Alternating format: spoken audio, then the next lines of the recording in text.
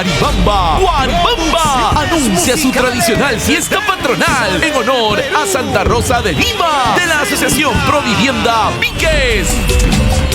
Víspera 29 de agosto con la agrupación tropical Carlos Joel y los Auténticos. Necesito decirte amor. El Diabril. Dices que soy un estorbo en tu Ani del Pilar. Día central 30 de agosto 8 de la mañana. Misa en honor a Santa Rosa de Lima. Estará amenizado por dos potentes orquestas santiagueras.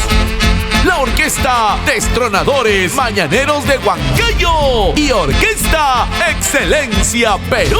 1 de la tarde, almuerzo de camaradería ofrecido por los mayordomos. Presentación de las dos mejores comparsas santiagueras de Guaribamba. Club Cultural Defensor Guaribamba. La Potencia Santiaguera Progreso Guaribamba.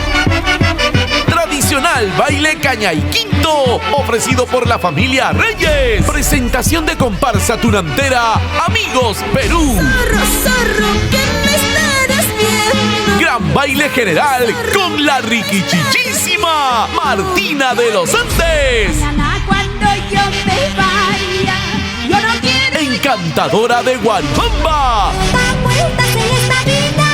Si tú me engañas, Mariela Guari. no puedes entregar todo por amor. Joyita de Guaribamba,